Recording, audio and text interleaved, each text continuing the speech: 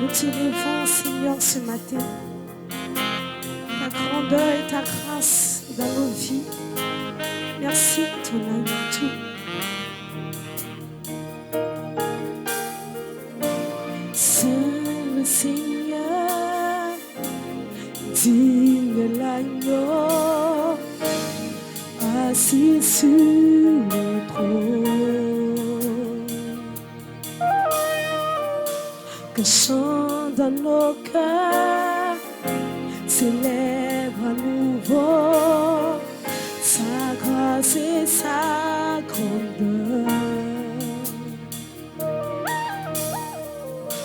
Saint le Seigneur, digne l'agneau, assis sur le trône.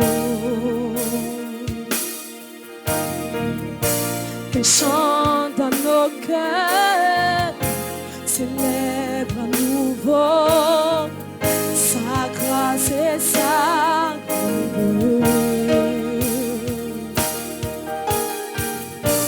Saint de bois et de feu, le Seigneur notre Dieu, qui règne toute éternité. Tout l'univers avec moi t'acclame au roi des rois. Tu es tout pour moi et je veux t'adorer. Saint de bois et de feu, le Seigneur notre Dieu, règne toute éternité. Oh, tout l'univers avec moi t'acclame au roi des rois. Tu es tout pour moi, je veux t'adorer.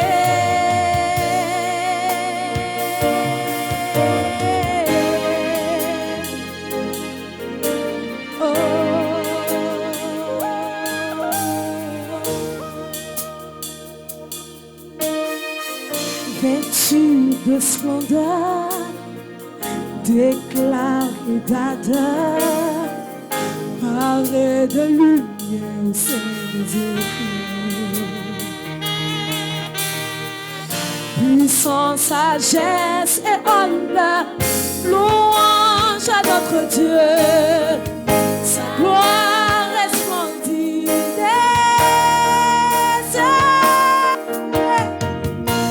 Saint de gloire et de feu, le Seigneur notre Dieu, qui est de toute éternité. Oh, tout l'univers avec moi t'acclame, roi des rois. Tu es tout pour moi, que je veux t'adorer. Saint, Saint, Saint de gloire et de feu, est le Seigneur notre Dieu, qui règne de toute éternité. Tout l'univers avec moi t'acclame au roi des rois. Tu es tout pour moi, et je veux t'adorer.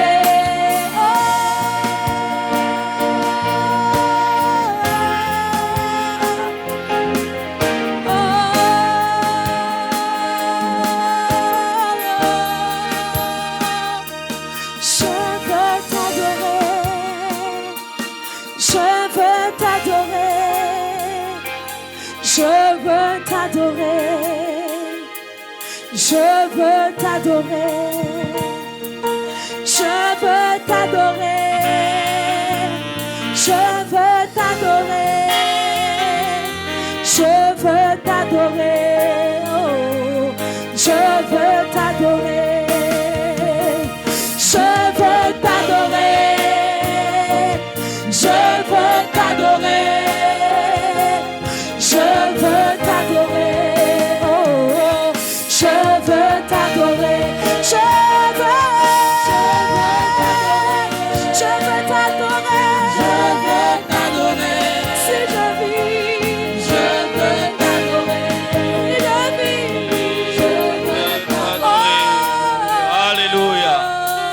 la destinée une seconde. J'ai l'impression que le peuple ne sent pas la présence de Dieu ce matin. Le chant dit, je veux t'adorer. Je veux t'adorer. Je veux t'adorer. Tout l'univers avec moi. C'est-à-dire que pendant que je lève ma voix, ça veut dire que pendant que je lève mes mains, ça veut dire que pendant que je lève vers toi ma louange, l'univers fait de même avec moi. Et tout l'univers avec moi veut t'adorer. Car tu es saint, saint, saint, l'agneau de Dieu. Alors je ne vois pas des hommes et des femmes qui sont transportés dans la présence de l'agneau. De l'agneau qui est saint de gloire et de feu. Je ne sens pas des hommes et des femmes qui sont transportés dans la présence de celui qui est saint de gloire et de feu. Je sens la présence de Dieu ce matin. Et dans la présence de Dieu, on ne reste pas assis. On se lève, on se lève, on se lève, on se lève. On se lève quand Dieu est là. On se lève quand Dieu est là. On se lève quand le président de la République est là. Personne n'est assis. Quand Dieu est là, on se lève. T'adorer. Je veux vous entendre. Le Seigneur, notre Dieu, est toute éternité. Tout l'univers avec moi, acclame au roi des rois. Tu es tout pour moi, et je veux t'adorer. Saint de gloire et de feu, le Seigneur notre Dieu, tu règnes de toute éternité. Tout l'univers avec moi, t'acclame au roi des rois. Tu es tout pour moi, et je veux t'adorer. Je veux t'adorer. Je veux t'adorer. Je veux t'adorer. Oh, je veux t'adorer. Je veux t'adorer. Je veux t'adorer. Je veux t'adorer. Oh, je veux t'adorer. Je veux rappeler à quelqu'un ici que c'est ce moment qui est le moment le plus important du culte. C'est le moment de l'adoration qui est le moment le plus important du culte. Le moment du message de la parole, c'est pour toi. C'est Dieu qui veut te parler. Mais pendant l'adoration, c'est toi qui donnes quelque chose à Dieu. Alors tu es ici aujourd'hui, qu'est-ce que tu donnes à Dieu? Il y a deux choses qu'on peut donner à Dieu. On donne à Dieu le sacrifice de ses lèvres et on donne à Dieu le sacrifice de son argent. Actuellement, ce n'est pas le temps du sacrifice de l'argent. Actuellement, c'est le temps du sacrifice des lèvres. Quand tu ouvres tes lèvres en ce moment, c'est pour donner ton adoration à Dieu. Alors, je veux vous voir, je veux vous sentir. On va partir sur un autre rythme, la voix. Tu es, mais doucement, en adoration. Tu es de nos vies. Quand je suis rentré dans la salle ce matin, j'ai senti la présence de Dieu. Depuis que je suis rentré dans la salle ce matin, mes larmes coulent. Quand moi je suis dans la présence de Dieu, c'est mes larmes qui réagissent. Depuis ce matin, je ne fais que suivre mes larmes. Parce que dès que je suis rentré dans la salle, j'ai senti sa présence. Il est là spécialement ce matin. Je ne sais pas ce que la famille Gloire a fait de spécial. Mais quand je suis rentré ce matin, j'ai senti sa présence. Élève les mains vers son trône. Mes yeux sont fixés sur toi. Là où mes forces toi tu peux. Tu es Shaddai. Tu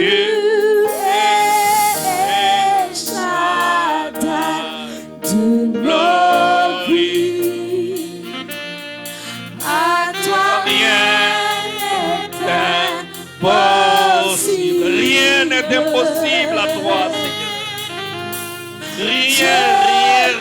Rien n'est impossible à toi, Seigneur. Le temple gloire aussi t'offrira un temple digne de toi, Seigneur. Tu as fait, Seigneur.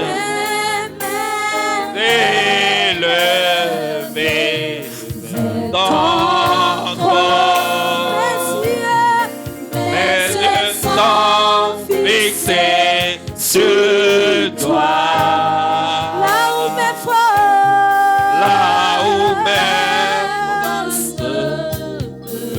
Seigneur. Toi tu peux.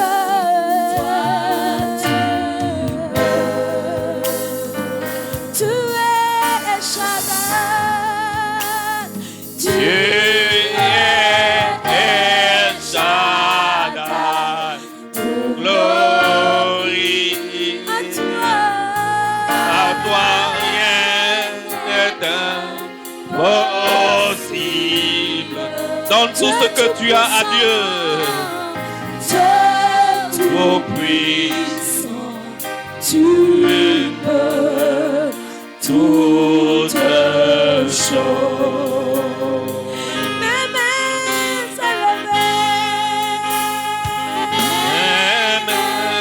élevées dans toi. Mes yeux sont fixés sur toi, oh Jésus. Mes forces peuvent s'arrêter. Wow, mes forces peuvent, Seigneur. Toi tu peux. Mes mains élevées, mes mains élevées. Le peuple de Dieu lève les mains vers le trône maintenant. Fixés sur toi. Là où mes forces peuvent s'arrêter. Là où mes forces peuvent. Toi tu peux. Toi tu peux. Mes mains élevées.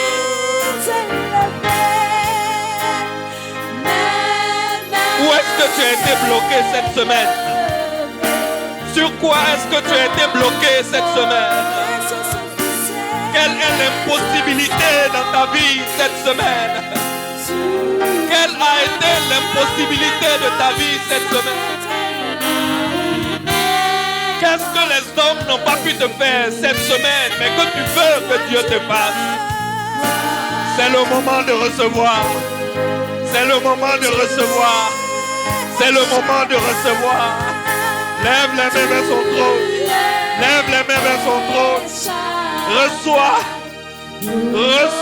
ton exaucement.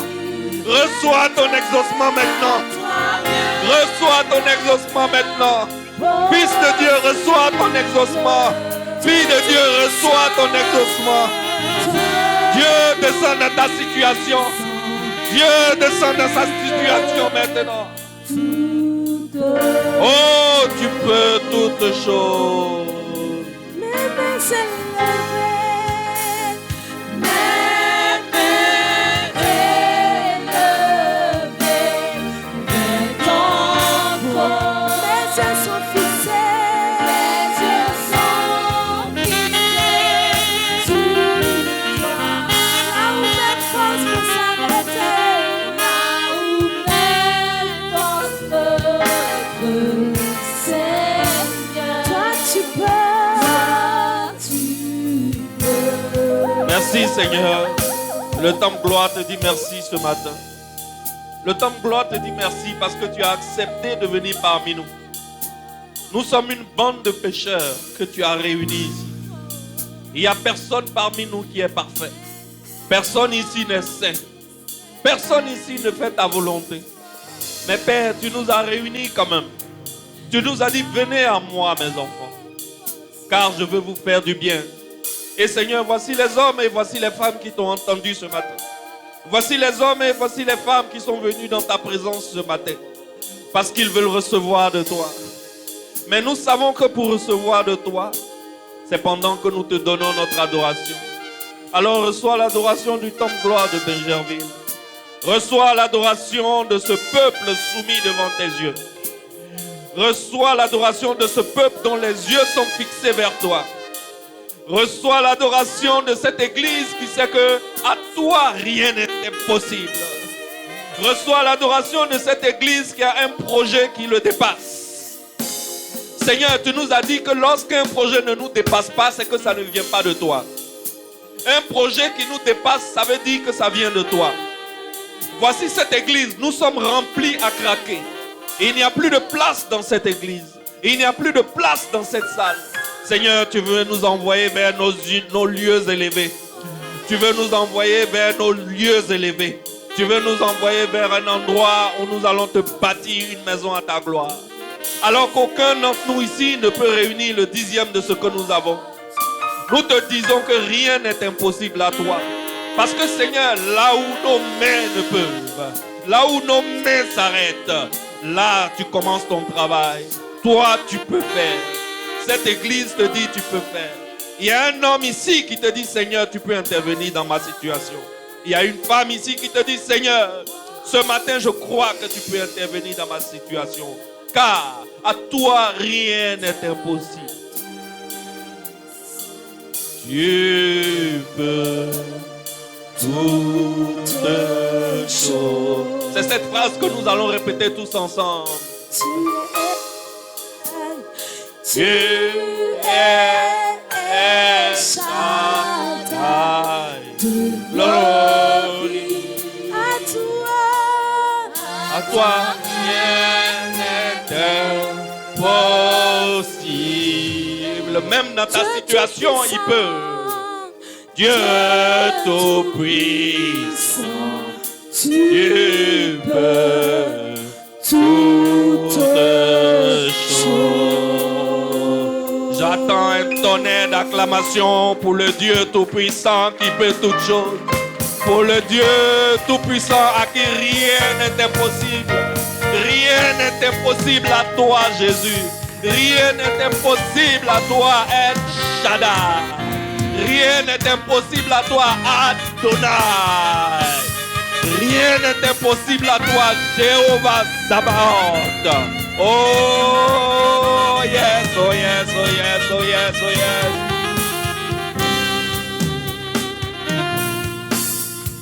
Merci Seigneur pour ce moment merveilleux dans ta présence. Merci Seigneur pour ce moment magnifique en ta présence. Seigneur, c'est dans ta présence que nous sommes à notre. Et c'est seulement dans ta présence que nous recevons notre destinée. Éclaire la destinée de quelqu'un ce matin avec le message que tu as préparé. Que la destinée de quelqu'un soit branchée ce matin. Que la destinée de quelqu'un démarre ce matin. Que la destinée de quelqu'un soit déclenchée ce matin.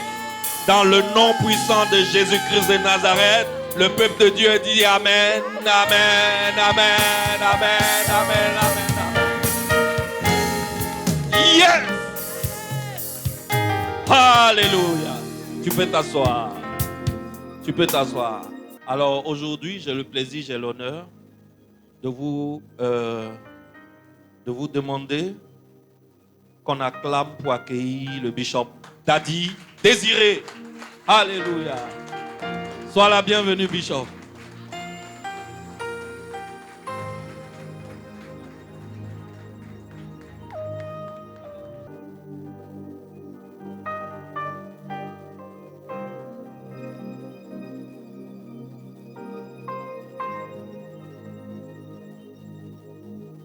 Amen. Vous pouvez vous asseoir.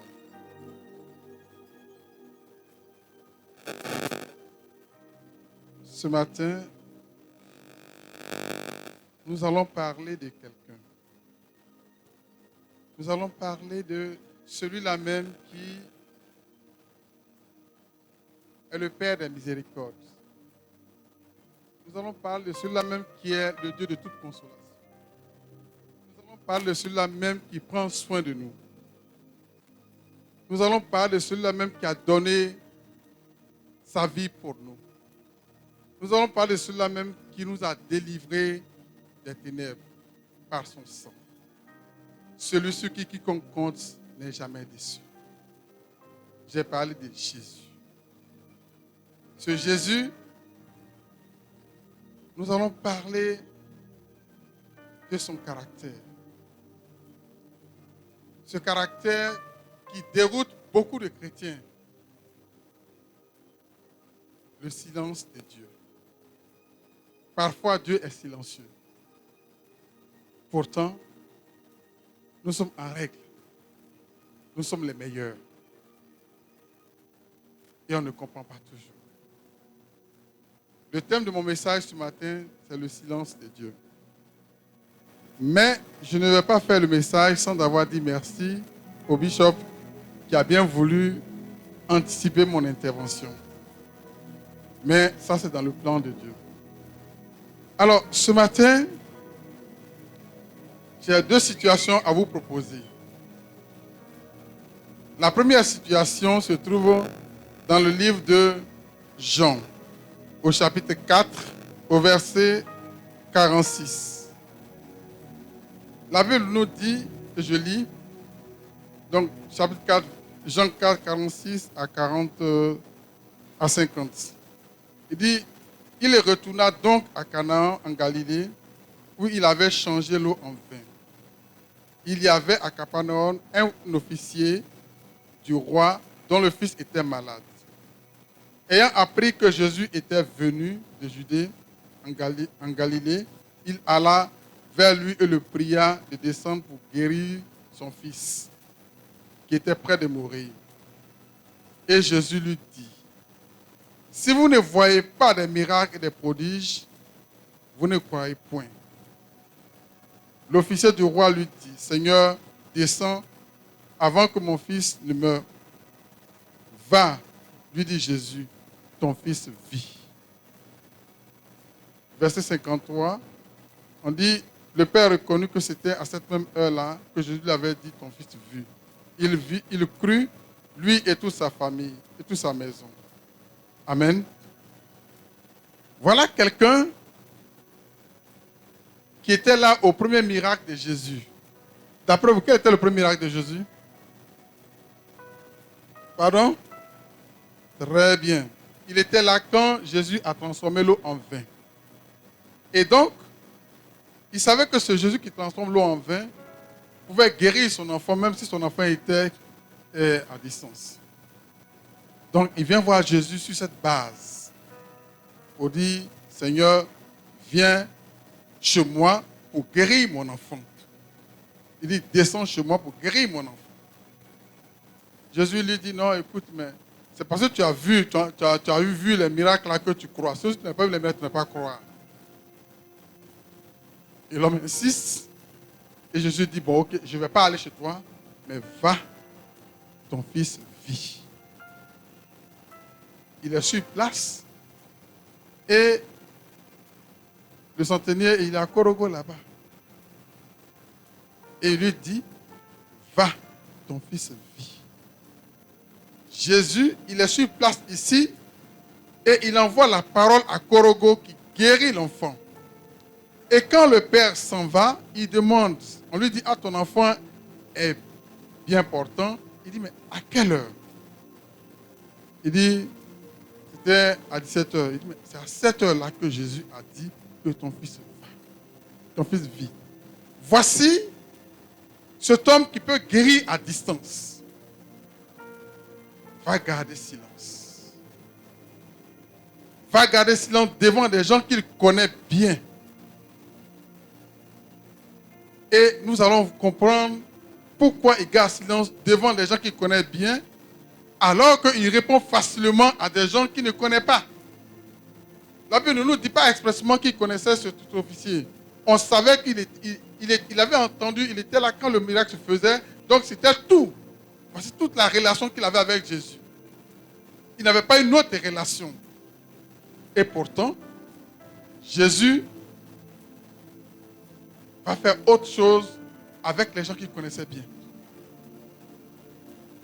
Ce miracle de l'officier romain, l'officier du roi, se présente au début du ministère de Jésus. C'est au début du ministère de Jésus que ce miracle se présente. L'officier demande, après une petite discussion, Jésus fait le miracle et c'est OK. Et après cela, Jésus nous présente un autre visage. Le visage où les prières ne sont pas exaucées selon nous les hommes. Et nous allons donc aller dans le livre de Jean toujours, mais cette fois au chapitre 11.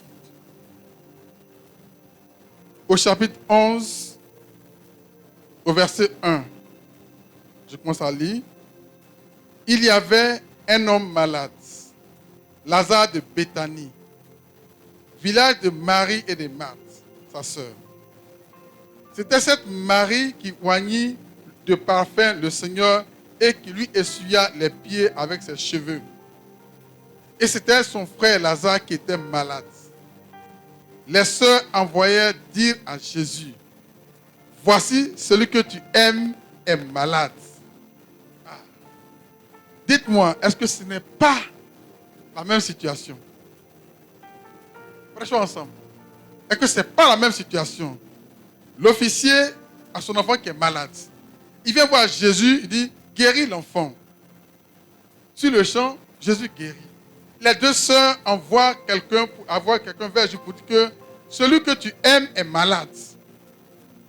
Est-ce que ce n'est pas la même situation? Ah, mais la Bible a-t-elle précisé que l'officier était aimé de Jésus?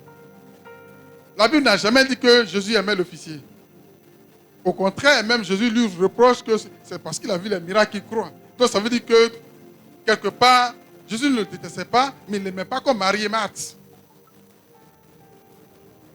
Pourtant, Jésus va dire quelque chose.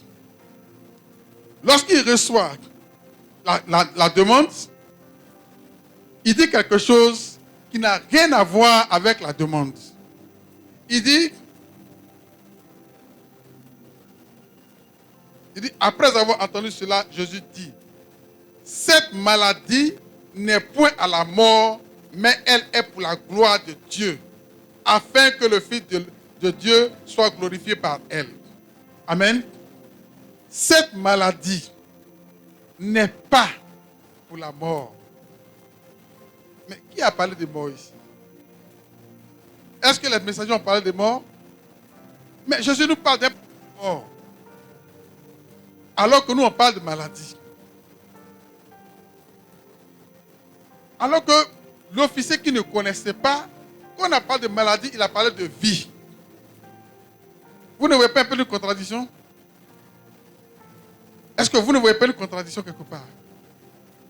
Pendant que quelqu'un qu'on ne connaît pas, il dit son enfant est malade, on dit non, il va vivre. Il vit. Et ça se passe. Ceux que Jésus connaît, on parle de maladie et lui parle de mort. Aïe. Ok. Comment Jésus connaît-il ces personnes? On va découvrir un peu. On va voir un peu comment Jésus les connaît.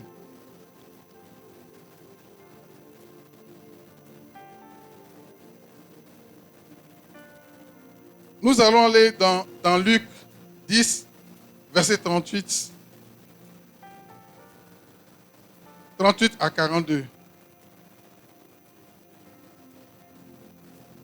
Comme Jésus était en chemin avec ses disciples, il entra dans un village et une femme nommée Marthe le reçut dans sa maison. Elle avait une sœur nommée Marie qui était assise aux pieds du Seigneur qui écoutait sa parole.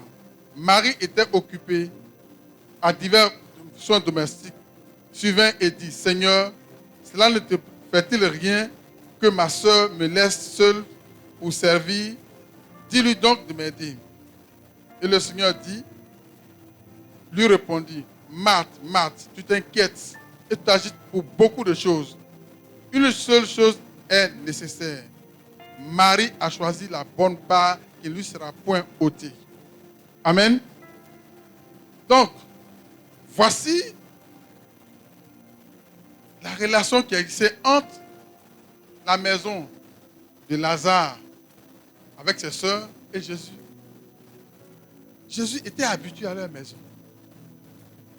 C'est quelqu'un qu'on connaissait déjà. Or, on sait que Jésus, c'est celui-là même qui répond à tous nos besoins. C'est celui-là par qui nous vivons.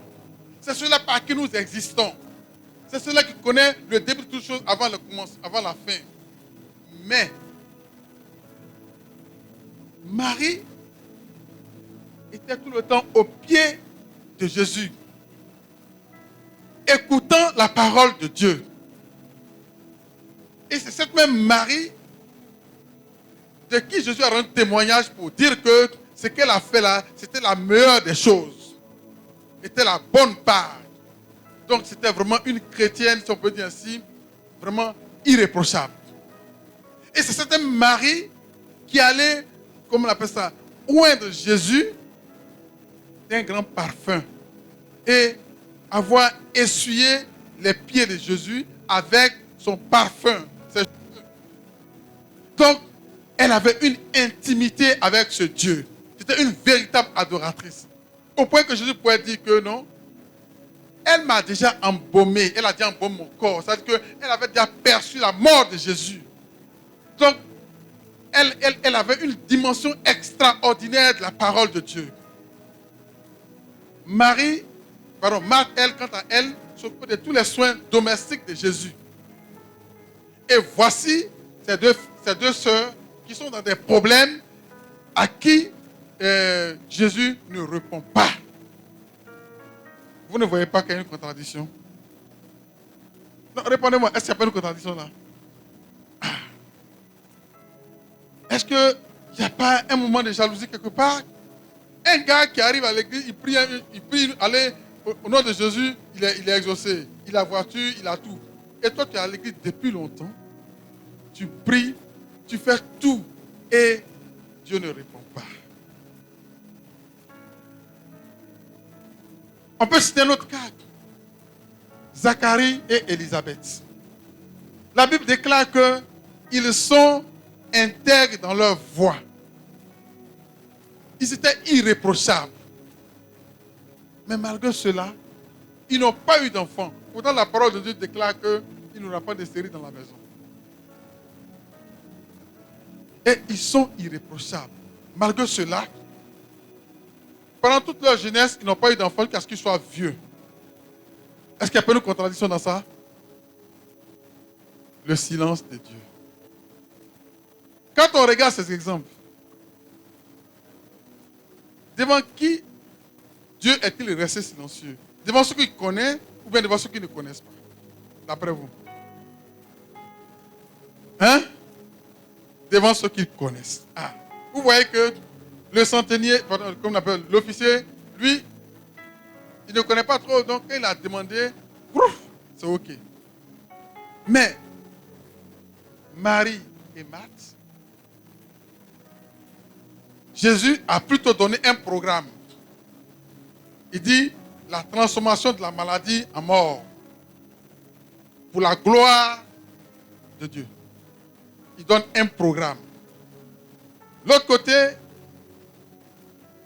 Dieu dit, va, ton fils vit. Une réponse simple. Mais pourquoi tout ça?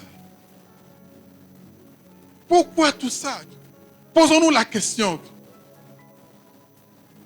Que chacun de nous ce matin se dise, mais je fais tout à l'église. Matin, je prie. Midi, je prie.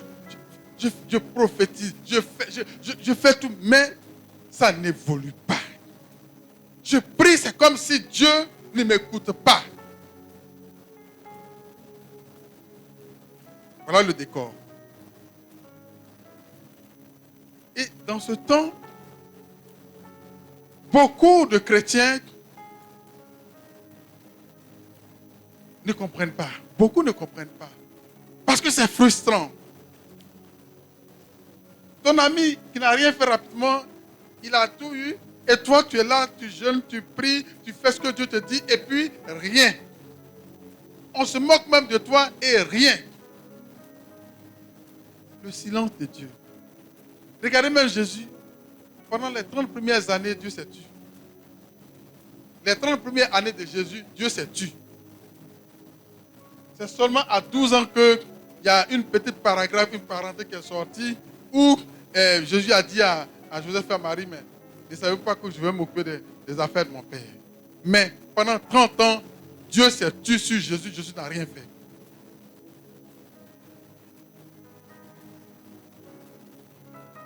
Le silence de Dieu. C'est un moment qui est très, très angoissant. C'est un moment qui est très, très difficile à vivre. Même quand Jésus est mort à la croix, pendant 3 jours, le ciel s'est tu.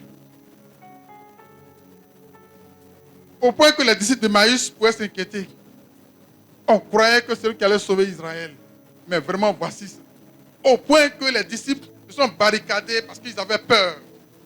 Parce que leur champion, en tout cas, n'est plus. Et donc, ils étaient d'accord qu'on l'appelle imposteur.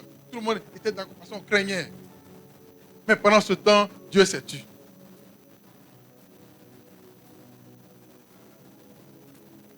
Dieu a promis à Abraham des enfants.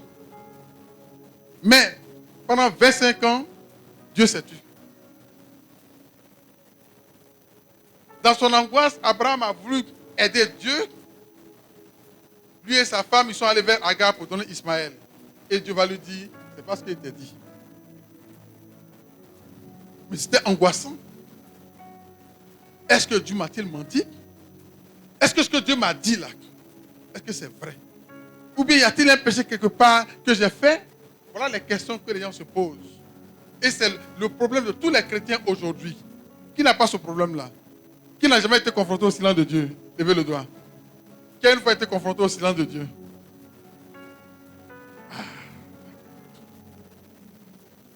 Et pourtant, c'est en cette période-là que notre foi vacille. C'est en cette période-là qu'on nous donne des solutions passe-partout, comme ça fut le cas d'Agar et puis comme Abraham.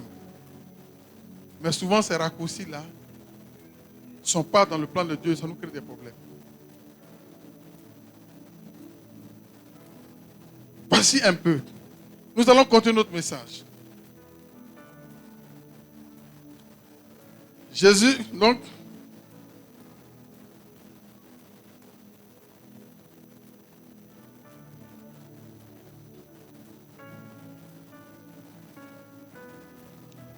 ok, donc quand Jésus a venu dans son programme, la Bible rappelle que Jésus aimait Marthe et Marie. La Bible rappelle cela pour dire qu'en réalité, Dieu a une relation particulière avec ceux qu'il aime. Et ce n'est pas parce que les prières que vous avez faites, ce que vous avez demandé, ont été exaucées de manière physique, que vous allez penser que Dieu vous aime plus que les autres. Non. C'est une question de relation. Vous voyez, la place de Marie auprès de Jésus, c'était à ses pieds. Elle était à ses pieds pour écouter la parole de Dieu. Elle était à ses pieds pour lui donner, et pour essuyer ses pieds avec le parfum et ses cheveux. Donc, elle avait une grande intimité. Et le silence de Dieu est pour ceux qui sont intimes avec Dieu. Le silence de Dieu n'est pas pour ceux qui sont des novices dans la parole de Dieu. Non. Le silence de Dieu est une étape nécessaire pour tous ceux qui vont accéder à une maturité spirituelle.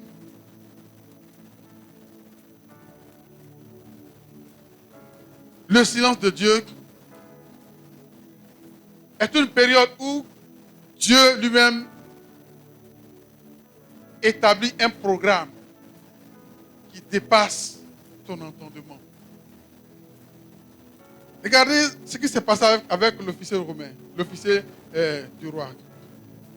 C'est sa famille seule qui a bénéficié. Et s'est arrêté là. Sa famille lui a demandé, mais il a demandé à sa famille, l'enfant était guéri à quelle heure? On dit à telle heure.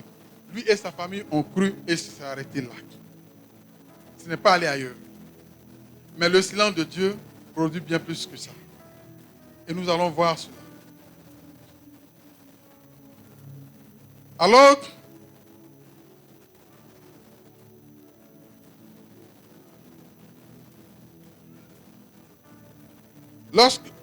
lors donc que Jésus, qui lui a appris que Lazare était malade, il resta encore 2 jours dans le lieu où il était. Et il dit ensuite à ses disciples, retournons en Judée. Donc, Jésus, il reste. On dit que quelqu'un est très malade et lui, il reste encore 2 jours. Entre-temps, la maladie nécessite une célérité, c'est-à-dire qu'il faut qu'on aille vite pour réagir. Et Marthe et Marie savent que Jésus peut guérir à distance, parce qu'il a déjà fait. Elles le savent. Elles le savent. Toi, tu sais que ton Dieu est capable de El Shaddai, tu le sais. Et tu sais que ton Dieu connaît ton besoin, il le sait. Pourtant, il ne le fait pas. Oh, il l'a fait pour quelqu'un d'autre. N'est-ce pas un début de souffrance?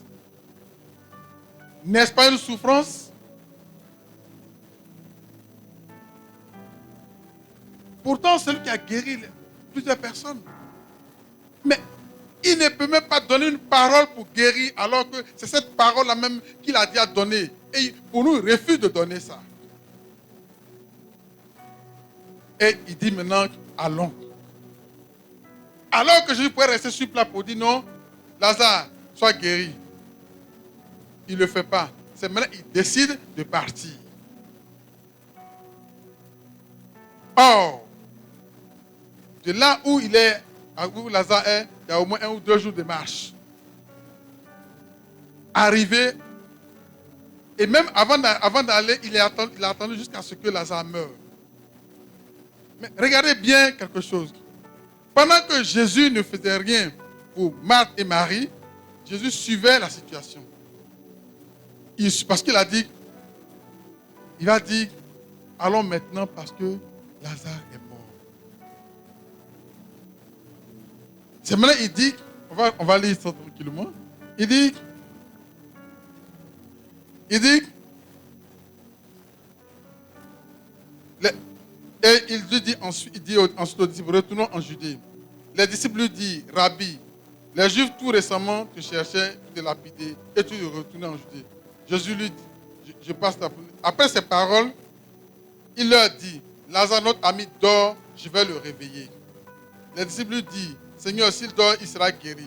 Jésus avait parlé de sa mort, mais il crut qu'il parlait de son assouplissement du sommeil. Alors Jésus leur dit ouvertement, Lazare est mort. Est-ce que vous comprenez? C'est maintenant Jésus leur dit ouvertement, Lazare est mort. C'est-à-dire qu'il suivait la situation. Dans son silence, il n'est pas resté inactif. Dans le silence de Jésus, il suivait la situation. Et même si la Bible ne le dit pas, Jésus savait que Lazare allait être malade. Il savait que les sœurs devaient lui envoyer quelqu'un parce qu'il est omniscient.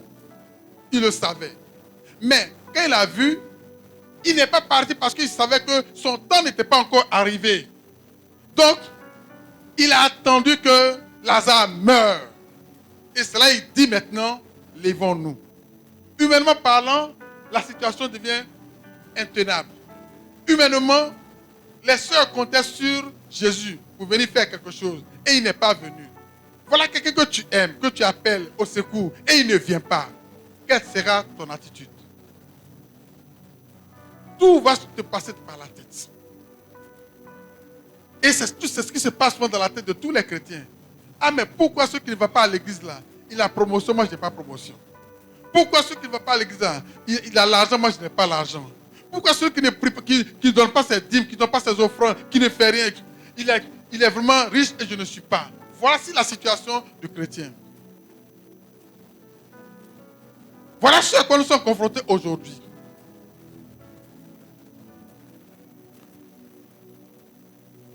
Mais j'ai une bonne nouvelle pour vous, pour dire que ce silence apparent que vous voyez, en réalité, Dieu est en train de travailler en profondeur. Dieu travaille en profondeur dans ta vie. Dieu suit de près ta situation. Je vois des gens qui pleurent pendant la nuit parce qu'ils ne savent pas où mettre la tête, c'est vrai. Mais chaque goutte de larmes que tu verses, Dieu connaît. Il connaît. Il s'appelle El Shaddai. Il s'appelle Yahweh Jireh, c'est-à-dire que celui qui pourvoit. Il s'appelle Yahweh Shalom, celui qui te donne la paix. Il s'appelle Adonai, le Seigneur des Seigneurs. Il s'appelle El Elyon. Il s'appelle celui sur qui tu comptes et tu ne peux pas être déçu.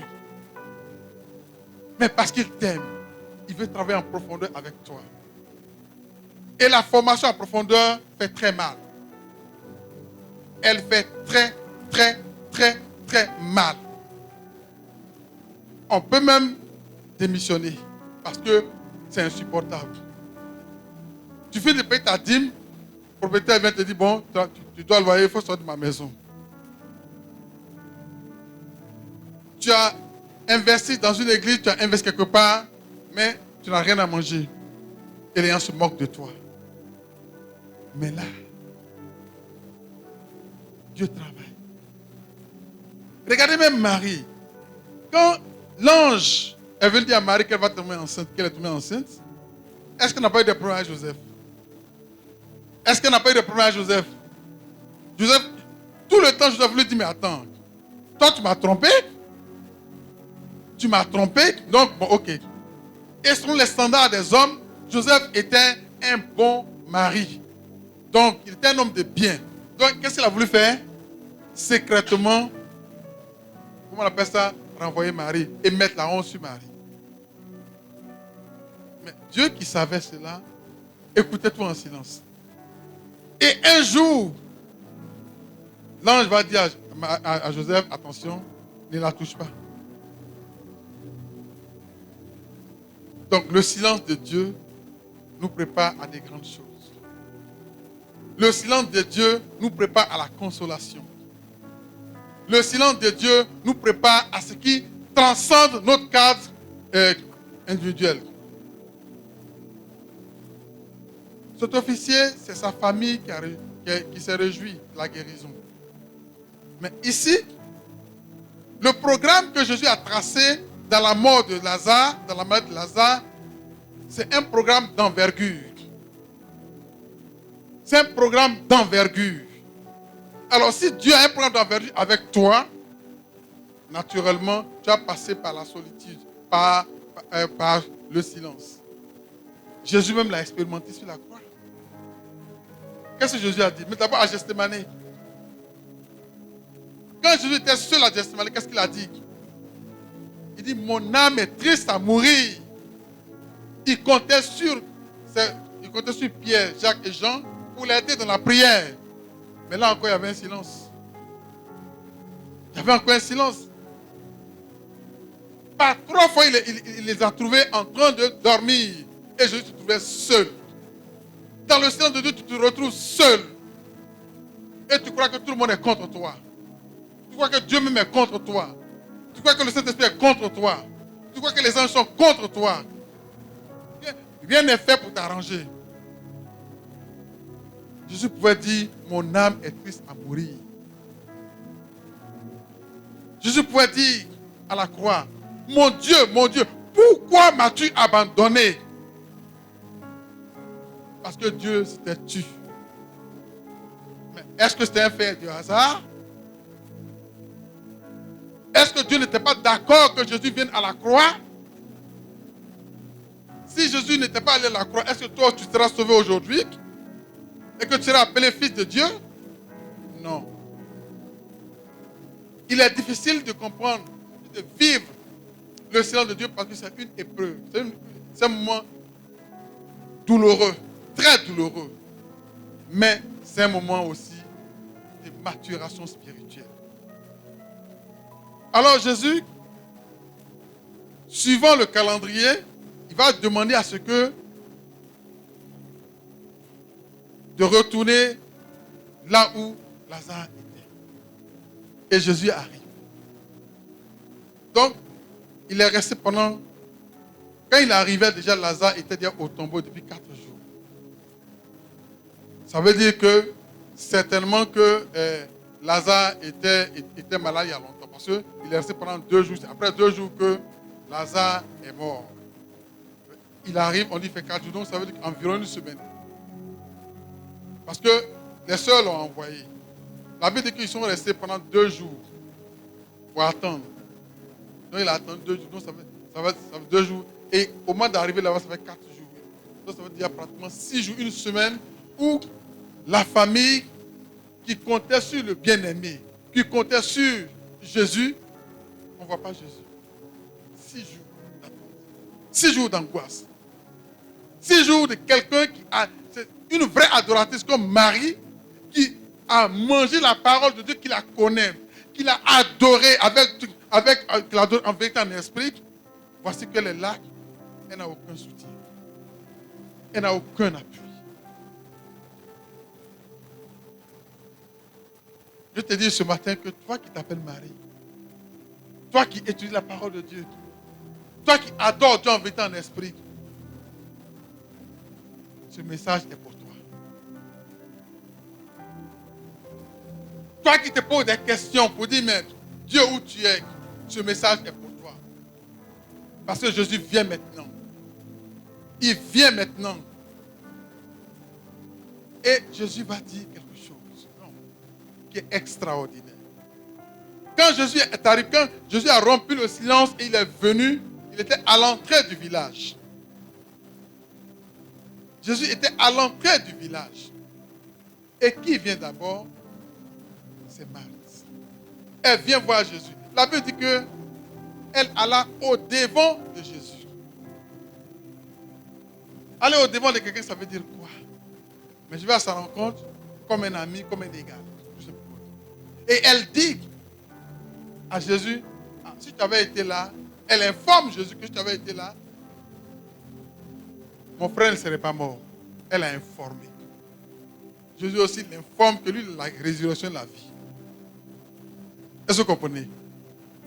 Donc, souvent dans nos prières aussi, souvent dans nos moments difficiles, quand la réponse vient, on n'est pas très bien calibré. Marthe a informé Jésus. Elle est allée au-devant de Jésus. Ça dit, Bishop, tu t'es pas si tu étais là vraiment, tu allais régler mon problème là.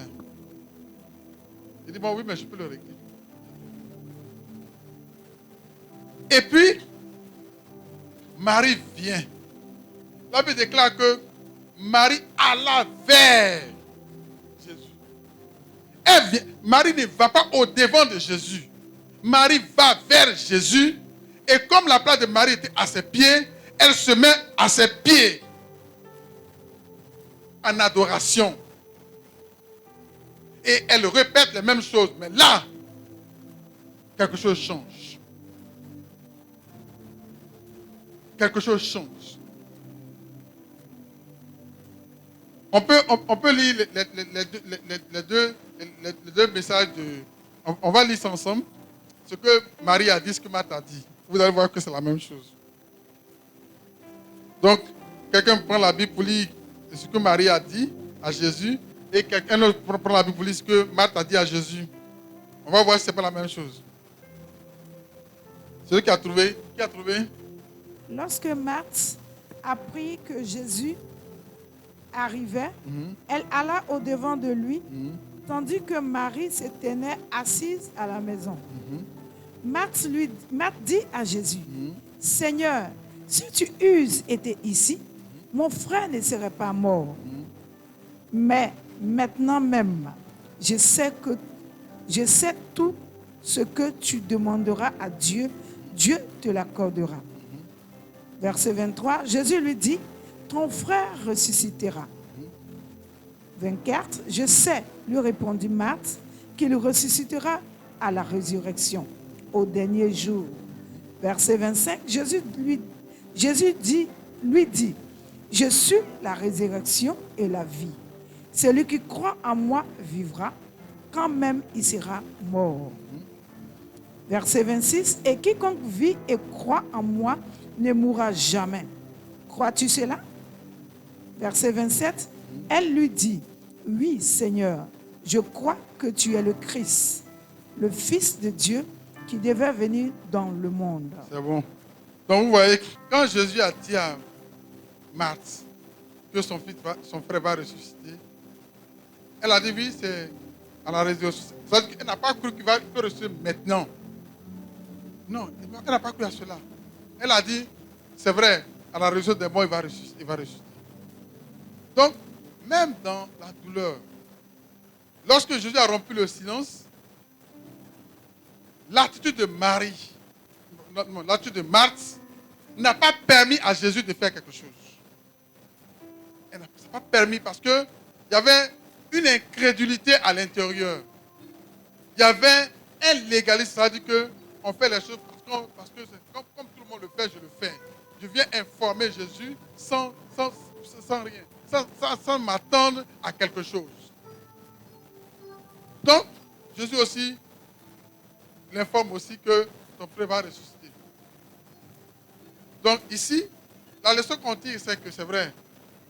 Pendant que Dieu nous façonne, quand le temps arrive, il faut faire attention. Parce que, comme par habitude, Marthe avait reçu Jésus. C'est-à-dire qu'il s'est occupé des besoins domestiques de Jésus. Il s'est occupé des besoins humains de Jésus. Donc il voit Jésus comme un être humain. En revanche, Marie va plutôt toucher la divinité de Jésus. Elle va toucher la divinité de Jésus. Marie a touché l'humanité de Jésus. Mais Marthe va toucher la divinité de Jésus. Et nous allons voir qui va lire maintenant. Lorsque Marie fut arrivée là où était Jésus et qu'elle le vit, elle tomba à ses pieds et lui dit, Seigneur. Arrête-toi là déjà. Est-ce qu'on se prosterne devant un homme? Non. Est-ce que Marthe s'est prosternée? Non. Ici, elle engage le Seigneur. Parce qu'elle sait que dans l'adoration, Dieu agit puissamment. Elle sait que, comme Paul et Silas, elle sait que, quel que soit le silence de Dieu, quand il est devant toi et que tu l'adores, il n'y a rien à faire. Marie avait une place auprès de Jésus. C'était à ses pieds. Donc, elle est revenue à ses pieds malgré la douleur. Toi, quand tu es douloureux, quand ça ne va pas, tu informes Jésus ou tu te mets à ses pieds? C'est toute la question que le Seigneur me demande de vous poser ce matin.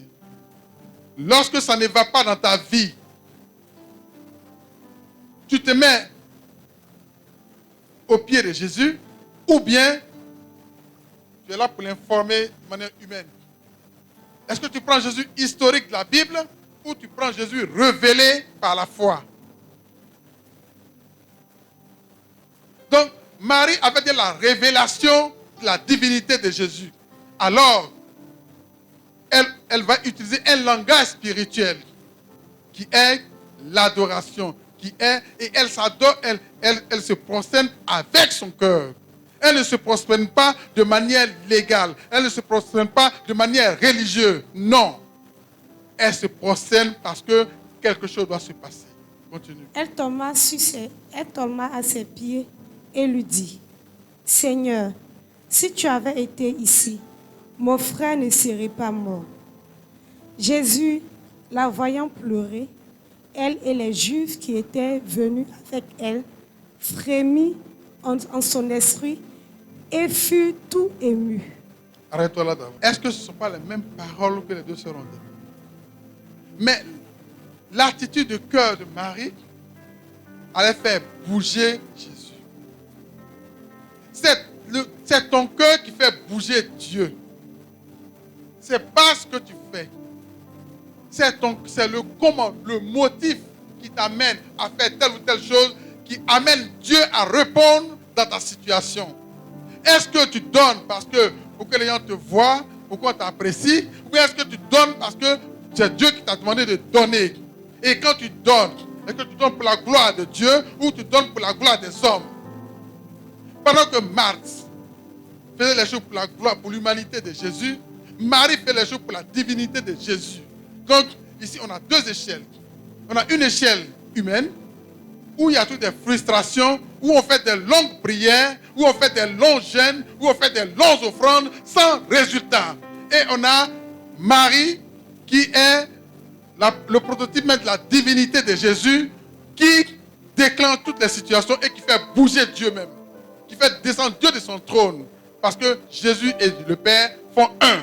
Donc si Jésus a frémi en lui-même, c'est que Dieu le Père aussi a frémi en lui-même, c'est que les cieux ont frémi en eux-mêmes, c'est que tous les anges de Dieu ont été mis en branle pour ta cause.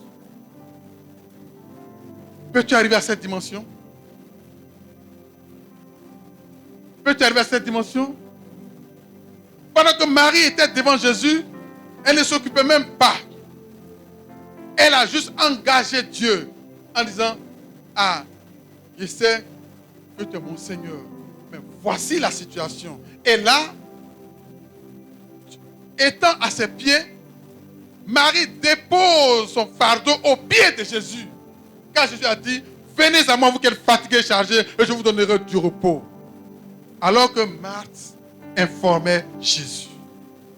Marie dépose son fardeau aux pieds de Jésus. Alors Jésus frémit. Jésus est touché. Jésus est bouleversé. Alors il faut qu'il agisse. Quand le ciel est troublé par ton adoration, quand le ciel est pris en otage par ta sincérité, quand le ciel entend le son de ton cœur, alors il ne peut que agir. Alors Jésus va maintenant commencer à parler. Avec Marie, il n'y a pas eu de dialogue. Mais il y a eu un langage de cœur. Il y a eu un langage de puissance. Il y a eu un langage de vérité. Il y a eu une démonstration d'esprit et de puissance. Dans la présence de Dieu, c'est le cœur qui parle. C'est le cœur qui annonce les choses. Et là, le Saint-Esprit va faire quelque chose. Continue. Jean 11, verset 34. Et il dit, où l'avez-vous mis? Seigneur, lui répondit-il, viens et vois. Ici, d'un commun accord, Marie et Jésus sont engagés à maintenant faire quelque chose. Jésus maintenant, tout ému, demande à Marie, on va faire quoi? Qu'est-ce qu'on peut faire là? Il est où? Il dit, viens. C'est maintenant que Marie présente sa requête. Mais elle présente sa requête dans un flot d'amour, dans un flot de sincérité, dans un flot de foi. Là où il n'y a point d'échec. Là où l'impossible devient possible. Là où l'incertitude n'est plus possible. C'est là que Jésus agit. Elle dit, viens. Viens et vois. Jean 11, verset 35. Jésus pleura. Arrête. Quelqu'un a pu faire pleurer Jésus. Qui est capable de faire pleurer Jésus? Qui peut le faire? Toi, tu peux le faire. Tu es cette Marie-là qui peut faire pleurer Jésus. Tu es cette Marie-là qui peut faire décanter les situations par la puissance du Saint-Esprit. C'est toi. C'est de toi qu'il s'agit. C'est de toi qu'il s'agit. Il ne s'agit pas de quelqu'un d'autre. Oui, parce que Jésus, l'amour, Marie a donné l'amour et elle reçoit en retour toute la plénitude de Jésus. Continue. Jean 11, verset 36. Sur quoi les Juifs dirent, voyons comment il aimait. 37. Et quelques-uns d'entre eux dirent, lui qui a ouvert les yeux de l'aveugle, ne pouvait-il pas faire aussi pour cet homme ne meurt point? 38. Jésus frémissant de nouveau en lui-même se rendit au scrupule. C'était une grotte et une pierre était placée devant. Jésus dit, ôtez la pierre. Marthe, la sœur du mort, lui dit, Seigneur, ils sont déjà. Arrête-toi là déjà. Donc, pendant le processus de réponse, Marthe va revenir encore avec son incrédulité. Vous dites, mais ils sont déjà, on ne peut plus rien faire. Et c'est ce qui arrive souvent. Et les gens vont commencer à parler, non. Ah, il a guéri les gens, il peut faire ceci. L'incrédulité aussi. Donc, vous voyez qu'il y a des obstacles. Lorsque Dieu rompt le silence, il y a tous des obstacles. Il y a des gens qui restent toujours dans le silence de Dieu et ils font autre chose. Mais, qu'est-ce que Jésus va faire? De là où il est, il va appeler, il va dire quelque chose. Il dit, je suis la résurrection et la vie. Il répond à l'incrédulité de Marthe pour dire que non, ici qu'ils sentent ou qu'ils ne sentent pas, c'est moi qui suis le commencement de toutes choses, et c'est moi qui suis la fin de toutes choses, et c'est moi qui suis l'évolution de toutes choses. Alors, il dit, tu peux t'asseoir, merci. Il dit, Lazare sort. Il dit, Lazare sort. Et il se trouve que la parole qu'il avait donnée, comment on appelle ça, à l'officier romain, il donne cette même parole maintenant à Lazare. Et devant tout le monde, l'homme qui était pourri, qui sentait mauvais, sort. Amen.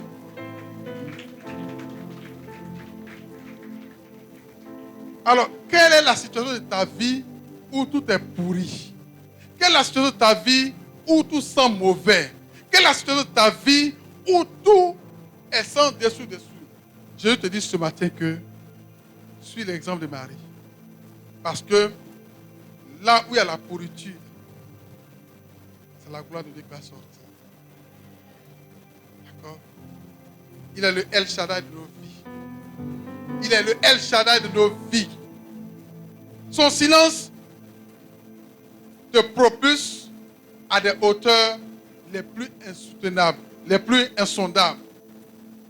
Ici, ce n'est pas seulement la famille de Lazare qui a été bénie, mais tous ceux qui étaient autour ont été bénis et ont vu que Jésus, effectivement, transcende la mort, transcende la maladie, transcende toutes choses et qu'il est réellement Dieu créateur.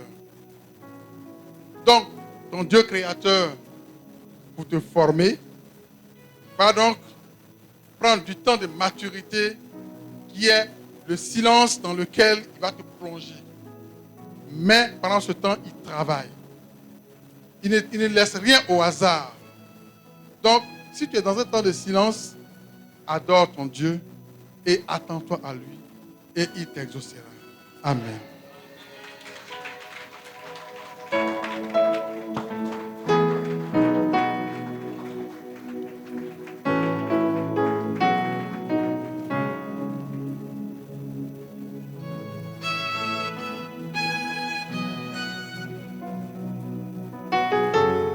Wonderful, wonderful, wonderful, wonderful.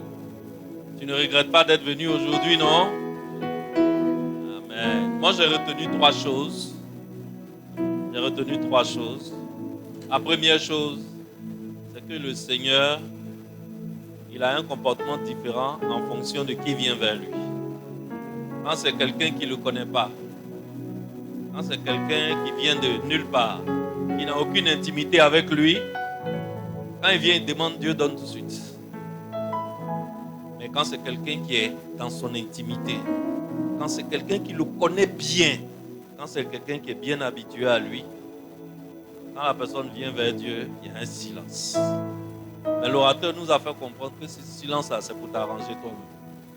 Parce que c'est dans ce silence-là que Dieu va faire un travail. C'est dans ce silence-là que Dieu va arracher ce qu'il faut arracher. C'est dans ce silence-là que Dieu va planter ce qu'il faut planter. C'est dans ce silence-là que Dieu est en train de te façonner selon la destinée qu'il t'a réservée. C'est la première chose que j'ai retenue et que je n'oublierai plus jamais. La deuxième chose que j'ai retenue, c'est que quand tu traverses ce temps de silence, ce qui intéresse Dieu, c'est l'attitude de ton cœur. Pendant ce temps de silence, il y a deux attitudes. Il y a celui qui vient, qui dit à Dieu, Seigneur, voyez ça, c'est gâté sur moi. Il fait constater à Dieu ses dégâts. Dieu ne sait pas que tu as problème. Les dégâts que tu lui parles, il connaît ou bien il ne connaît pas. Qui a permis que ça arrive? C'est lui-même qui a permis que ça arrive. Donc tu viens devant Dieu, Seigneur, regarde, c'est gâté. Bon, Seigneur, moi je fais comment? Tout ça. Écoute, tes émotions n'intéressent pas Dieu. Amen. Tes émotions n'intéressent pas Dieu. Mais il y a une, quand elle est venue, elle s'est mise où? Au pied du Seigneur. Ça veut dire que pendant le temps de silence, c'est là que ton adoration doit monter plus que jamais. Pendant le temps de silence, on ne se plaint pas, on ne bavarde pas. Pendant le temps de silence, qu'est-ce qu'on fait? On fait monter l'adoration. Et l'adoration, il y en a deux sortes. Il y a l'adoration des lèvres et il y a l'adoration de la bouche. C'est ça que les chrétiens ne veulent pas entendre. C'est pour cela qu'on n'est pas béni. Alors que les gens de l'autre côté, là, eux, ils sont bénis parce qu'ils adorent Dieu aussi avec quoi? Avec leur bouche. Un roi n'adore pas Dieu en bavardant et puis se lève, il s'en va. Un roi, quand il a fini d'adorer Dieu, quand il a fini de danser devant Dieu, en partant, il laisse un sac d'or. Il laisse un sac de pierres précieuses. Est-ce que tu comprends? Ah, c'est la deuxième chose, l'attitude de ton cœur pendant le silence de Dieu. La troisième chose qui m'a marqué, il sent déjà. Et l'orateur nous a dit, quel que soit l'état de pourriture de ta situation, dis-moi, ta situation est pourrie comment plus que Lazare qui est mort et qui a fait 4 jours dans le tombeau où Asticot est déjà dans sa chair. Toi, ta situation là, c'est pourri. C'est plus pourri que pour Lazare. Pour Lazare là, on ne dit pas c'est gâté. Hein. Pour Lazare, c'est fini. Hein, mon fils, en Nouchi, on dit quoi? C'est Nrami, c'est Genzin. C'est-à-dire, au moins quand tu es vivant, on peut parler. Pour Lazare là, le gars, il est mort. Et puis il est mort, ça fait combien de jours? 4 jours, c'est pourri. Mais l'orateur nous a dit, quel que soit l'état de pourriture de ta situation, si Lazare a pu sortir vivant, c'est que toi aussi ta situation, Dieu peut faire quelque chose. Oh, dis-moi Amen. Oh, dis-moi Amen bien. Dis-moi Amen bien, fils de Dieu. Waouh, Bishop, tu entends?